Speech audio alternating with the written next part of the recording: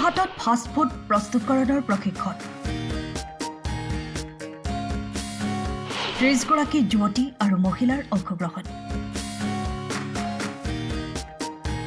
যি সময়ত নিবনুৱা যুৱক-যুৱতীসকলে চৰকাৰী চাকৰিৰ বাবে হাবাথুৰি খাই আহিছে সেই সময়তে যোৰহাটৰ জনপ্ৰিয় হোটেল ডিভাইন ডাইনিঙৰ উদ্যোগত গ্ৰহণ কৰা হৈছে বিশেষ পদক্ষেপ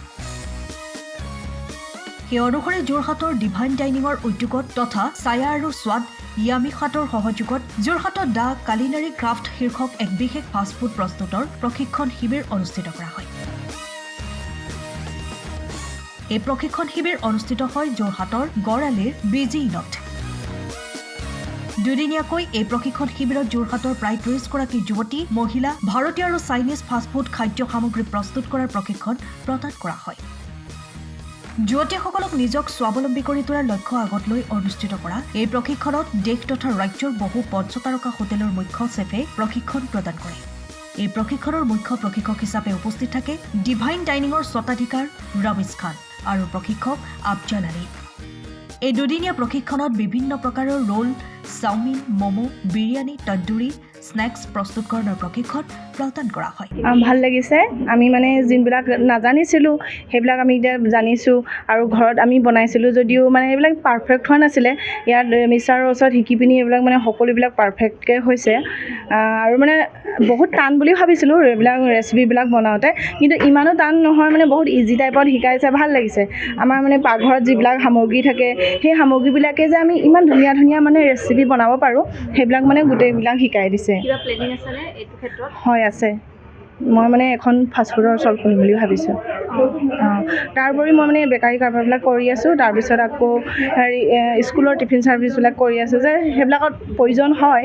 সেইটো কাৰণে মানে মই ট্ৰেইনিংটো লৈ মানে উপকৃত হৈছোঁ অনাগত দিনত এই প্ৰশিক্ষণ শিবিৰ ৰাজ্যৰ ভিন্ন প্ৰান্ততো অনুষ্ঠিত কৰা হ'ব বুলি ঘোষণা কৰে মুখ্য প্ৰশিক্ষক ৰমেশ খানে আমি আজি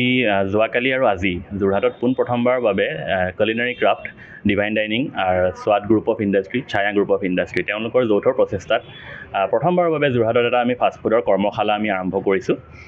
তাত আপোনালোকে ইণ্ডিয়ানৰ বহুতখিনি গ্ৰেভি আইটেম চাইনিজৰ আইটেম প্লাছ আমি তন্দুৰ আৰু মোগলাই কুজিনৰ কিছুমান বস্তু আমি তেওঁলোকক শিকাইছোঁ আমি প্ৰথমবাৰ কৰিছোঁ যদিও আমি 20 গৰাকী আমি অংশগ্ৰহণকাৰী পাইছোঁ তেওঁলোকে আমাৰ ইয়াত শিকিবলৈ আহিছে প্ৰশিক্ষাৰ্থী তেওঁলোকক শিকাবলৈ পাই আমি অত্যন্ত সুখী হৈছোঁ কাৰণ মই যিহেতু নিজেই আমি হোটেল মেনেজমেণ্ট বেকগ্ৰাউণ্ডৰ হয় আমি নিজেই এইটো ইণ্ডাষ্ট্ৰীত প্ৰায় মই আজি 17 বছৰ ধৰি কাম কৰি আছোঁ আমাৰ ডিভাইন ডাইনিং বুলি যোৰহাটত দুখন ৰেষ্টুৰেণ্টো আছে আপোনালোকে হয়তো জানে গড়ালিত এখন তৰুণৰাম ফুকন পথত আছে আৰু এই বিজিনখনো আজি বৰ্তমান মোৰ বাইদেৱে চলাই আছে চ' আমি যেতিয়া এই বস্তুটো কৰি কিবা এটা আগবাঢ়ি সাফল্যমণ্ডিত হৈছোঁ আমি বিচাৰোঁ সমাজৰ যিসকল যুৱক যুৱতী আছে নিবনুৱা বা গৃহিণী যি হয়তো উপাৰ্জনৰ কিবা এটা পথ বিচাৰি আছে চ' সেইটোৰ কাৰণে আমি তেওঁলোকক স্বাৱলম্বিতাৰ এটা পথ মুকলি কৰিবলৈ আমি আগবাঢ়ি আহিছোঁ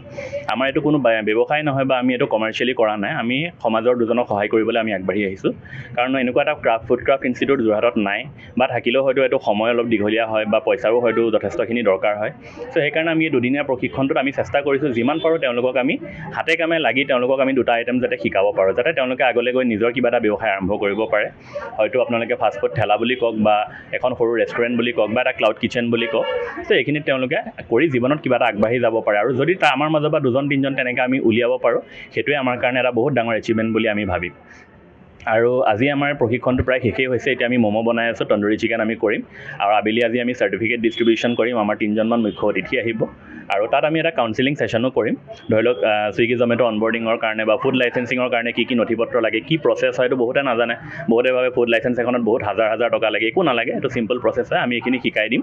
আৰু যিসকল প্ৰশিক্ষাৰ্থী আছে তেওঁলোক আমাৰ মাজত জড়িত হৈছে আমি তেওঁলোকক এজ এ ফেমিলি মেম্বাৰ লৈছোঁ আৰু আগন্তুক দিনত আমি লখিমপুৰ শিৱসাগৰ আৰু ডিব্ৰুগড় 3 জেগাত আমাৰ কথা বাৰ্তা চলি আছে হয়তো আগন্তুক 1-2 মাহৰ ভিতৰত আমি তালৈও যাম আৰু অসমৰ বিভিন্ন ঠাইত আমি এই কৰ্মশালা আয়োজন কৰিম গতিকে আমি সকলোকে আহ্বান জনাইছোঁ আপোনালোক আহক আমাৰ লগত জড়িত হওক আৰু এই আমাৰ প্ৰতিষ্ঠানটিৰ লগত জড়িত হৈ আপোনালোকে নিজৰ স্বাৱলম্বিতাৰ এটা বাট মুকলি কৰক আৰু ইয়াকে কৈ মই মোৰ বক্তব্যখন সামৰণি মাৰিছোঁ ধন্যবাদ ব্যুৰো ৰিপৰ্ট টাইম অফ আছা